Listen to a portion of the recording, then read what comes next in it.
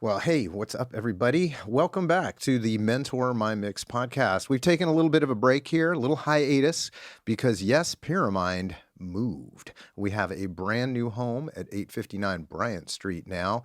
And for the past 2.5 months, we've been building, we've been designing, we've been creating a whole new space that we are super excited to intro to the world.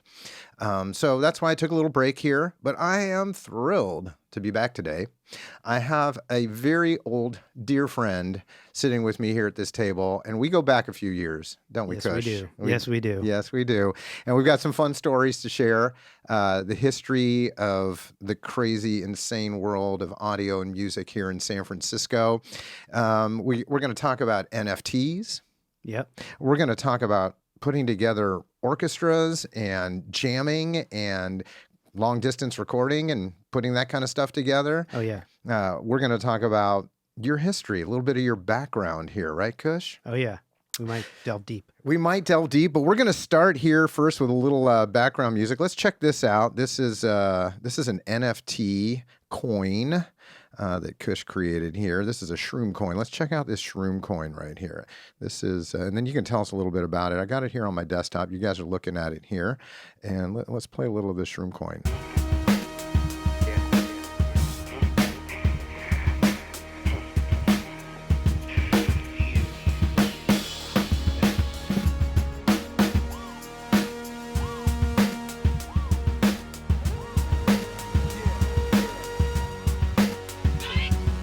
All right. And those just loop on and on, right? That's right. Just loops on and on. Uh-huh. Yeah. So, Kush, so good to have you here, man. Thank you. Thank you very much. Your excited. first foray, and you're here in our brand new podcast studio set up too. It's kind of cool, huh? It's beautiful. Yeah. I love it here. Thank I you. feel very comfortable. Nice. And what was the first year you and I first got together and you wandered into this spot here as a young engineer? That's right. It was 1997, as a Wow. matter of fact. Yeah. We're going back a while. Yeah. We go back a ways. Go back a while. Well, that's cool. Yeah, so it was And, 97. But prior to 97, you had just recently moved out to San Francisco, right? That's right. I was working as a live sound engineer in Eugene, Oregon at the Wow Hall, where just prior to that, I was working with Ken Kesey.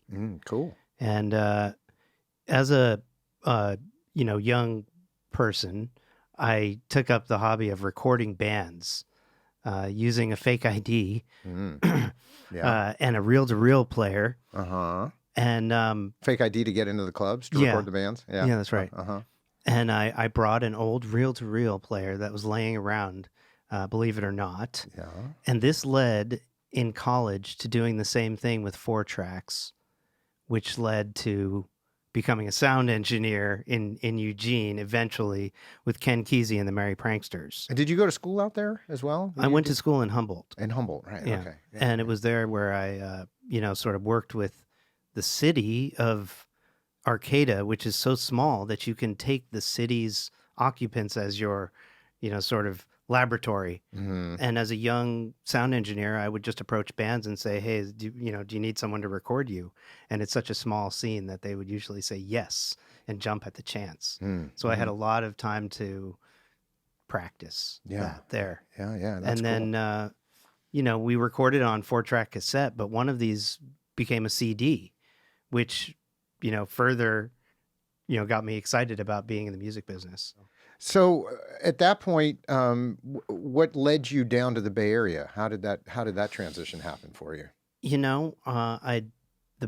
The role that I was in was a successive role, where everyone in the role was essentially groomed to take over the lead position from from the monitor desk. So as the front of house sound engineer at this nightclub, which was a community center, all ages, part of the pathway was to be the monitor engineer for at least a year, and then you could become the sound engineer in the house, the stage manager, which was a big responsibility. It was about a 500-person club, and we did bands like Sublime and things like that were all the way on their way up and coming on their way down. Right. Yeah. So it was pretty cool, and I trained my replacement, which took about 2 years.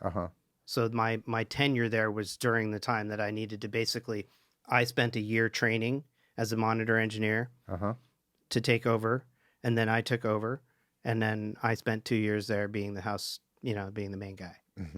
So I guess it's important to note here that you really came at music as a live sound production guy. That's right. You were the live sound guy, but then you connected the dots and took that opportunity to record a lot of these shows. That's right. Making yourself not just a live sound guy, but a recording engineer, which I think is really important to note here, right? That's right. And to this day, you really still pride yourself on being a great live sound engineer, right? Yes. Yes, I do. Even though you've got some really cool projects now, and you've really reinvented yourself as an artist and kind of become much more connected to your creativity side, right? Right. But ultimately, do you see yourself more as a live sound or engineer guy, or do you see yourself more now as a creator and an artist? And how are those coming together for you? And I know that's kind of a big question, right? But I think it's kind of at the core of where you've come, at this point. It's so funny. I'll tell you, I'm in my happy place when I'm behind the board mixing a live show and I'm not being distracted by anybody, and I can hear everything and it's coming together. It's a challenge, but it's one that I enjoy so much, and I lose the sense of time and space when I'm doing that. I think they call that flow. Yeah. That sense of losing time and space and just being in it, right? Yeah. Yeah, I love that. And I get a sense of excitement knowing if what I'm doing helps the band play better. That feeds into my enjoyment of it. Yeah. And it sort of powers my energy. Like, oh yeah, I'm going to make it so everyone can hear themselves perfectly and the house can hear, and it's a tuned thing.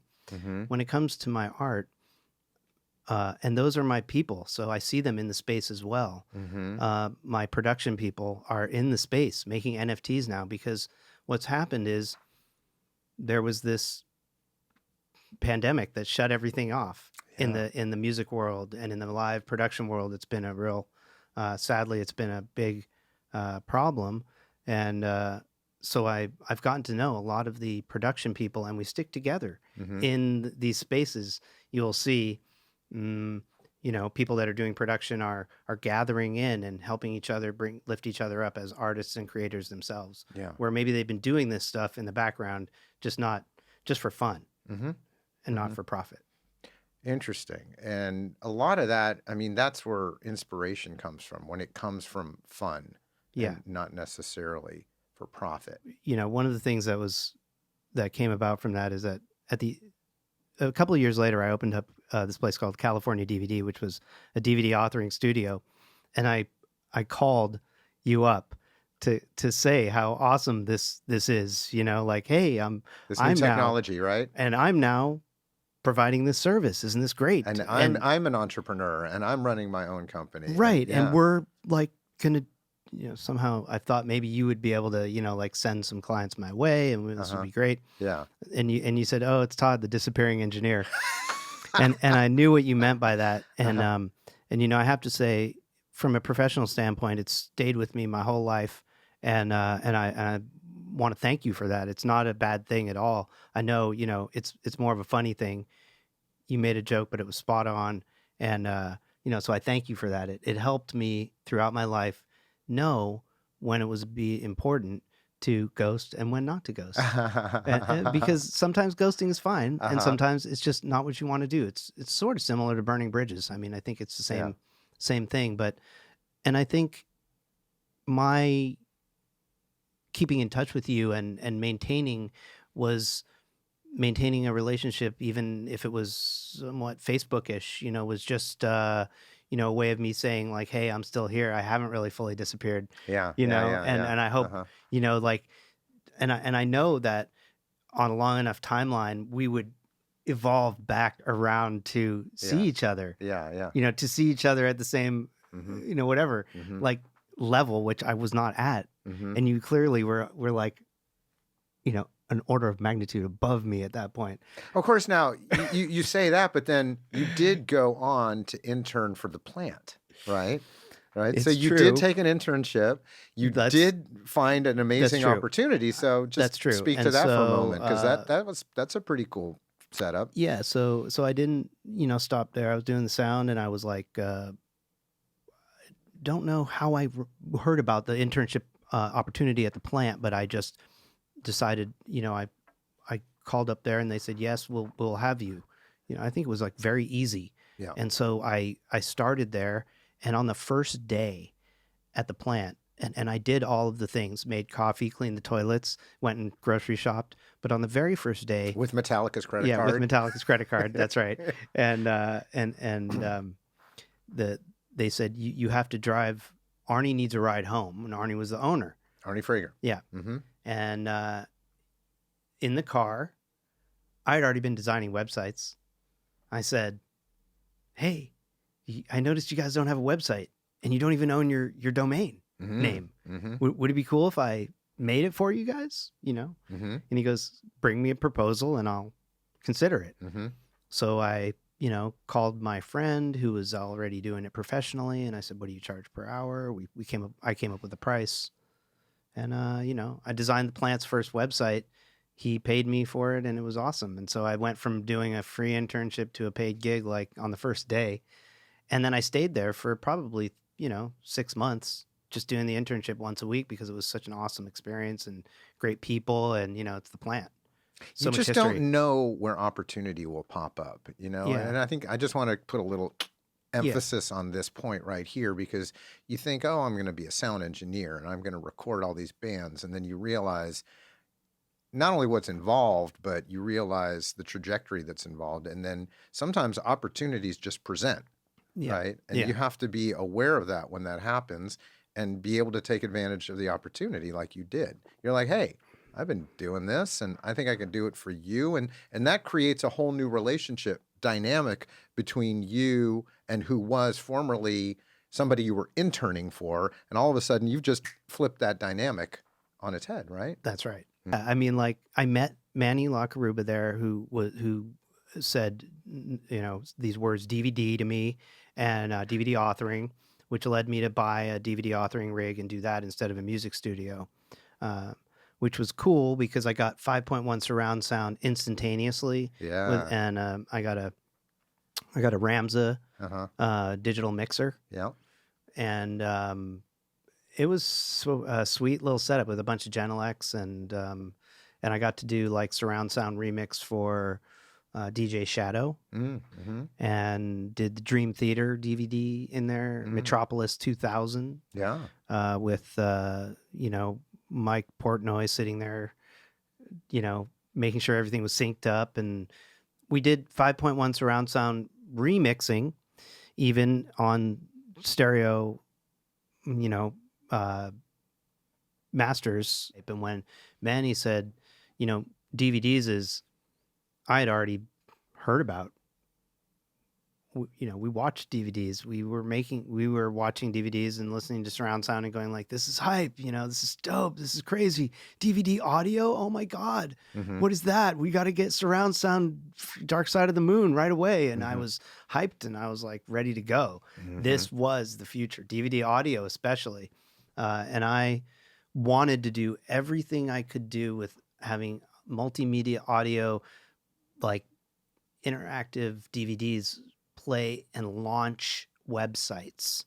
I was big on this, but they never could get it right. It was one of these things that they tried to make enhanced DVDs that would launch websites, but you had to like put it in your computer.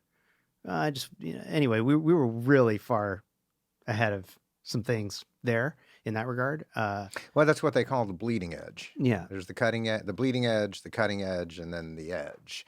So, you have to gauge that. And like any entrepreneur, you were gauging, how far you're going to push it and how fast you could push it. Yeah. And what the consumer market was going to adopt to.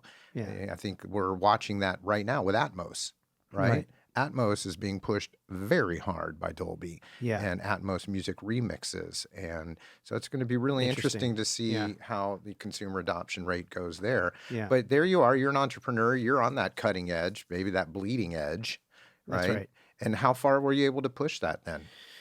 all the way to HD Blu-ray war Mhm. time. Mhm. As soon as that started to roll around and the writing was on the wall that my equipment was going to be obsolete and I would need to upgrade, it was going to be about a $250,000 investment, which was because you had to buy 2 complete systems because the war hadn't ended. DVDs were absolutely not going to be the next medium. And I had to make a choice. And about what time? This what was, year was that? 2004. Okay. And we're in the so early 2000s. At this point, Yeah. and at this point, I had made stuff for like Adobe, Macromedia. You know, Yeah. I was doing pretty well, and some really awesome artists, Lynn Hirschman Leeson, you know, who's world renowned, and some other people in the art world. And I had a little tiny duplicator machine where I could like pump out like 100 copies overnight, you know, for people in small runs. And it was really fun. But I was getting married and planning my family, and I'm in so I joined up with another business that I'm still in today that, you know, is what sort of pays the bills, but keeps me able to be, you know, creative in all my free time. For artists and creatives right now, Twitter has become the de facto place for people to market their NFTs, besides, let's just say, Insta, which is also another place where people are, but it's kind of gotten overridden with bots. And if you're familiar with Clubhouse, that was the original place. So people like Pop would sit there for all day in a room working on art with it on in the background, and people kind of coming and going like an open workspace vibe. And he'd just be talking about it as he went, because there's no visual in Clubhouse, right? No, this was like an all-day art hang. Okay. We're making art. Yeah. Hey, everybody. And some people would be talking, and, you know, and sometimes there's silence, and somebody would go like, hey, do you know if so-and-so is releasing have you guys heard about this new, you know, they're just, imagine they're just in the room, just hanging out and making art. And then occasionally they talk about what their things are that's coming up. And then when they're doing that, some people are just listening in. Well, and if you go on Clubhouse, you will find no shortage of spaces that are just simply set up to sell something to you. And if you spend enough time on Clubhouse, well, the way I viewed it as it was the same as the carnival barker. You know, let me show you what I got over here, you know, and it's really awesome. You can, you know, it's the same as an infomercial. Twitter Spaces can be the same, but it's vital in that you go in there and you're given, as long as you don't go into a room that's adversarial, you can go in there and be asked up on stage to tell your story about your art and pitch your elevator pitch to the people in the audience. Yeah. And what this does is it gets you more known. The space of NFTs is very small right now. There's probably only about 5,000 artists, maybe less. It's like a small high school, or it's like a small college of people. We all know each other. And I wouldn't say we all know each other, but it's about like that. It's like if you hang out long enough, you're going to see the same people all the time. And but it's the same creative people that we like. That's what's so rad. Yeah. When you get in there, it's like, oh, you're a sound engineer too? I did live sound for this. And we're all talking about the clubs we worked at. And, you know, they're doing a project that involves bands. And I'm like, I'm doing a project that involves bands. And, you know, you guys want to collaborate? Sure, let's do. I'm a 3D artist. No way. I also produce music, you know. So there's a lot of that going on. Every single thing has been just like, you know, 100% heart-driven fun. There is no money for me in this. Yeah. Just so you know, I don't know if that's okay to say. Yeah. Aside from the NFT world. I was going to say, but not in the NFT world. You're selling NFTs. I'm selling them, but even, and DVDs, okay, I made money. That was working, but not like, you know, I mean, I'm saying from the standpoint of when I get in the music business and do it now, right, live sound, yes, I made money, but I mean, you know what a live sound man makes every night? $100. $100. That's it, man. Yeah. Still the same as 25 years ago. Sadly, nothing has changed. Sadly, that is and there's true. no bennies, no benefits. You're punching the clock. Mm-hmm. You know, all I can say is when I got back to doing live sound, Mm-hmm. it was when I could afford to do it on my own terms Mm-hmm. and not get paid, because I really do think that this is circling back to the money. Yeah. I just don't, there's like water and oil for me. Mm-hmm. I don't play well in that arena. Mm-hmm. I'd much rather be making art, doing music for the love of it than to Mm-hmm. earn $1. Mm-hmm. And It fuels your passion, though. it does. I mean, you couldn't live without it, right? Yeah. But now when I make art, Yeah. and I get a notification Uh-huh. that one sold, Yeah. you know, You're over the moon. I've never. Uh-huh. I mean, I'm almost gonna cry. It's so good. It's so good. The dopamine hit is so real. Uh-huh. And my wife sells. She's an artist. She does acrylic on canvas, Uh-huh. and she sold first before me. Uh-huh. Because I set her up first. I was like, well, we're gonna test. That's why I was like, in a week, we went from her selling, and I had a name called Non-Fungusable Gang. That's great.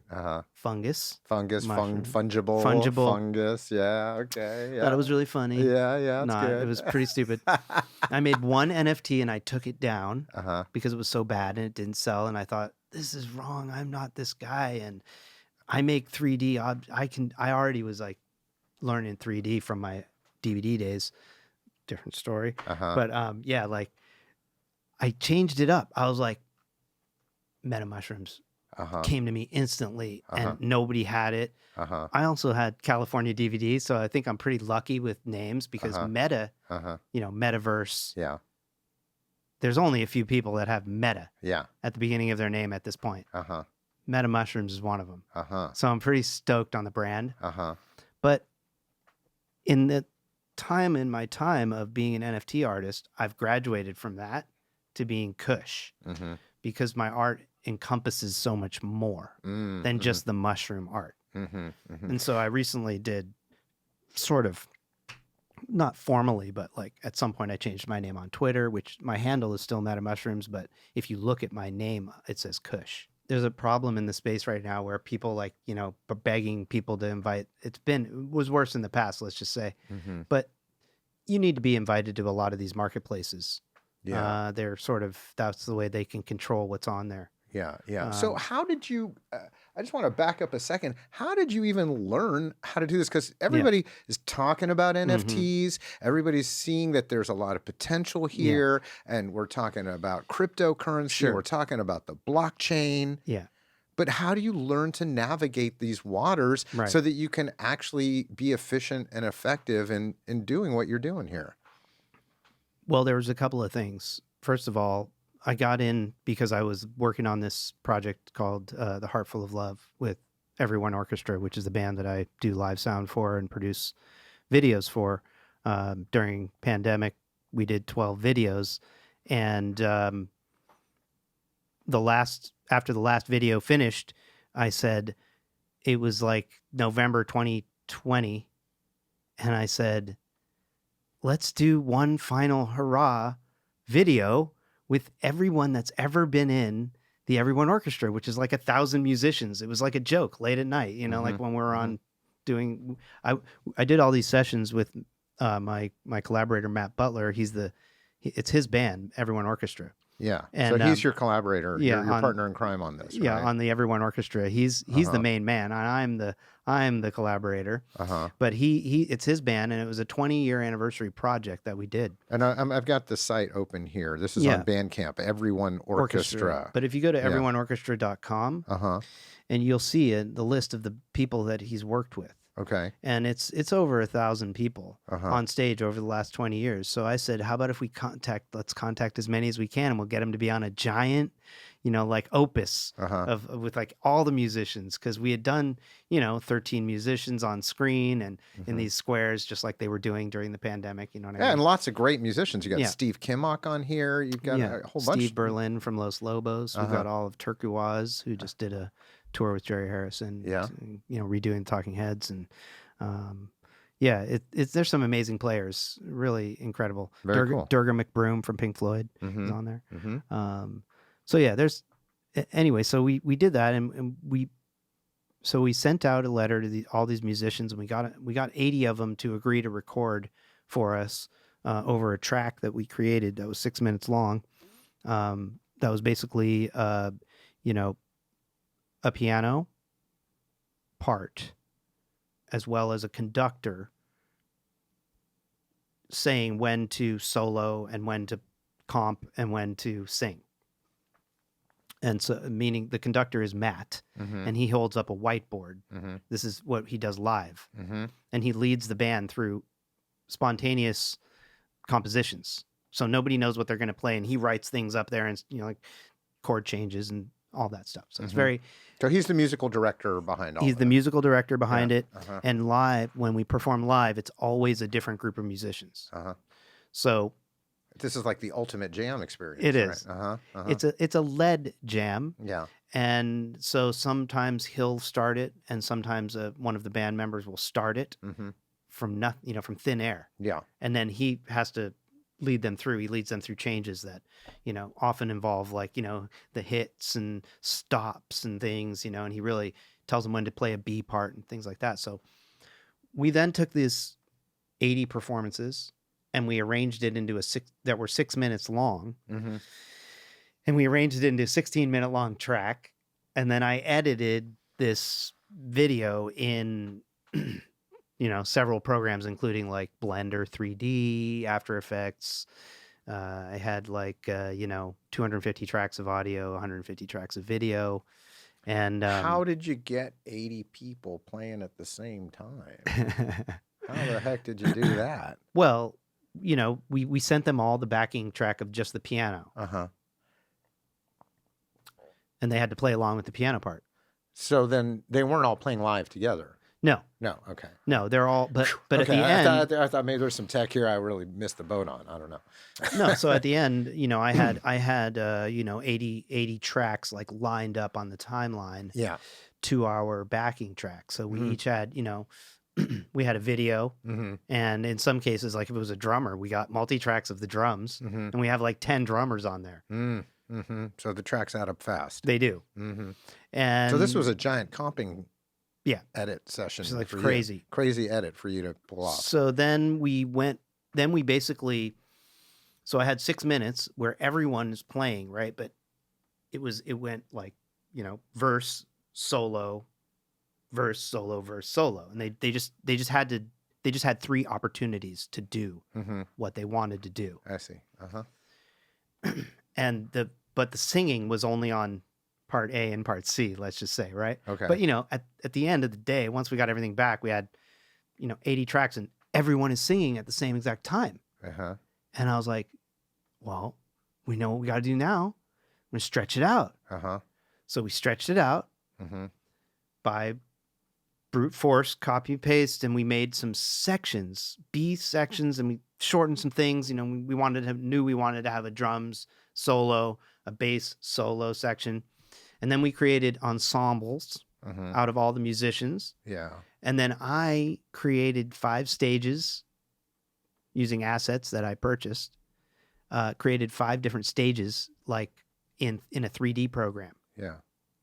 So this is sort of like, you know, now I took these videos and I made them into little circles and I put them all on stage, like where they would go. And so now you're in a venue because just like everyone orchestra goes around to different venues, the song goes to different venues. So it goes to 5 different venues and it goes to outer space and it goes to an alien planet.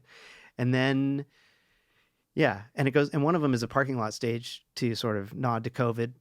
And so then we were like, okay, now what? You know, what are we going to do? We're going to mark this thing. We're going to have a live show.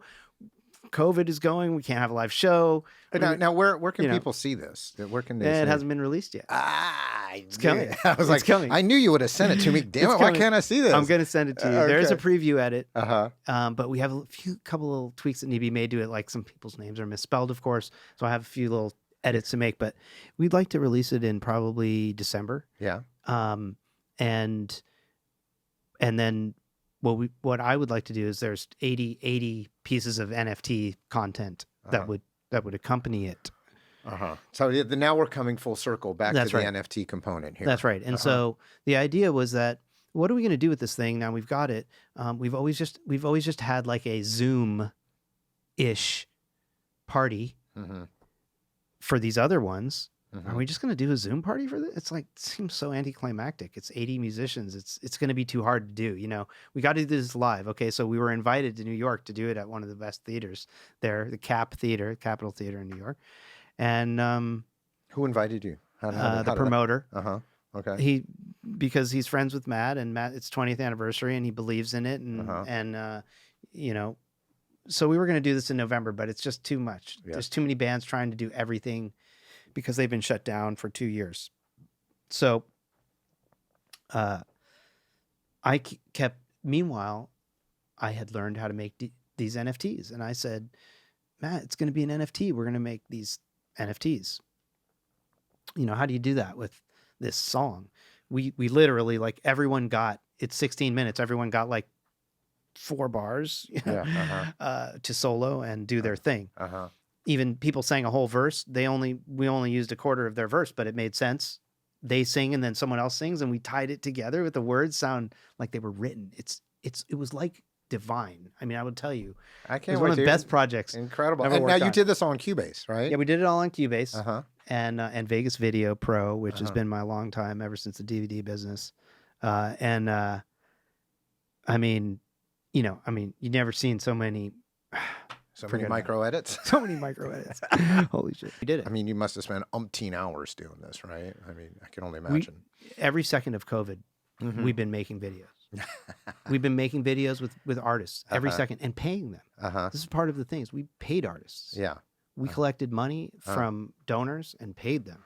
So that you own all the rights. Is that the idea, or why? No. Just because you felt it was the right thing to do, or everyone is struggling. Yeah, because we feel it's the right thing to do, and that's what awesome. we would do. That's what we would do. Yeah, that's really cool. That's how we can provide bring heart and love to the community. I mean that was what it was about. I was at the point at which we weren't finished editing it, and I was like, or maybe I can't even remember. There was still quite a bit to do. Yeah. And this is not to point any fingers or anything, because I know it's just like, I just feel that this month break was exactly when I got down in the desert. So you went into the NFT rabbit hole where you had to go down deep and cross the desert. My beard grew long, and I was basically, in a catatonic state, just going like, mushrooms. Mushrooms. Mushrooms. Nobody could get in, and I could not get out. And that was about the point at which, I came to a lot of through a lot. So you basically dosed yourself on NFTs. I did. You took that whole week was like a long NFT dose to basically grok the ecosystem of NFTs and understand these platforms and educate yourself on this. Yeah. I mean, so we are kind of coming to the end of our hour here, and so if you were to look back on this whole experience now, and advise anybody out there wanting to get into NFTs. Is there anything you would have done differently, or is there anything you would have, you would just say, this is what you really got to know to get into this world, and this is how I did it, but this is how I think you could do it faster, maybe. Don't question it. There's so much questioning. Yeah. I think if you can find a way in to doing it, and it's something you enjoy doing, I would try to do it. Depending on the level of the artist that you're at, you might employ your management company and implore them to do it faster than slower. Because it's not always the first person in the space that makes it, as we know. But being early is an advantage for sure. Watch your health. Stay focused on fun. There's plenty of places where you can get help, like from the community if you need it, with all of the things that we have in the real world too.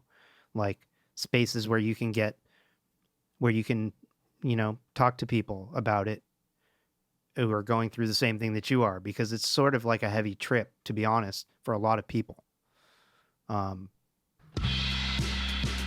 And yeah, it's mentally exhausting. It can be mentally exhausting, but it can be very rewarding at the same time.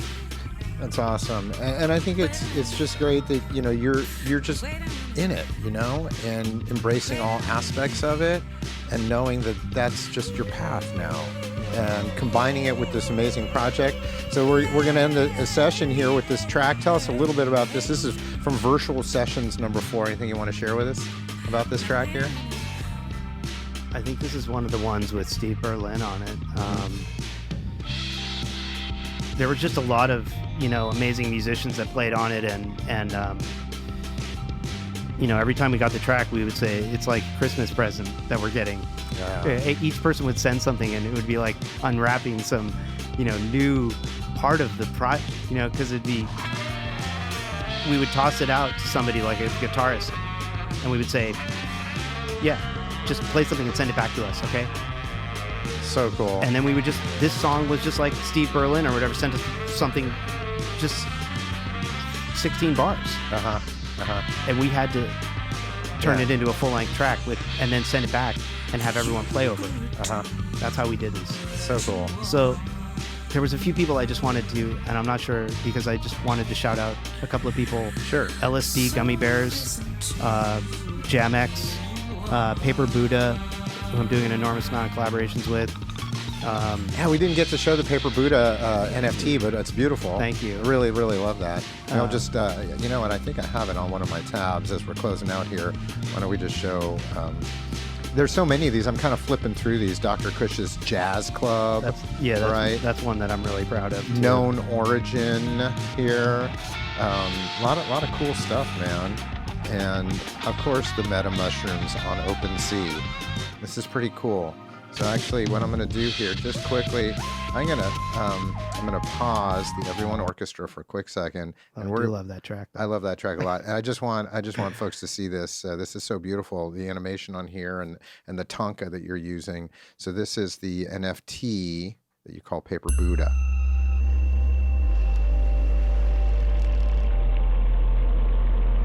Pretty dope. Thank you. Through ocean sounds. And you can find this on Object, OBJKT. Well, it's actually being taken down from there. Is it? It's going to go up on Known Origin. Known Origin? Yeah. These things move fast, It man. is. That's where we're moving it. Yeah. But yeah, it's a great collaboration. Paper Buddha is the artist, and the piece is called Exhibition, or I'm not sure what it says over there. Yeah, that's exactly Expedition. Expedition. Excuse me. 2.0. Yeah, because there was a static version of it. We'll listen to Everyone Orchestra just to close this out here. And this is a really cool track. Hey, thanks, Kush. Thanks for making the time to come down here today. I'm so glad to come back. Yeah, right on. What a great way to do it, huh? Scene of the crime. Yeah.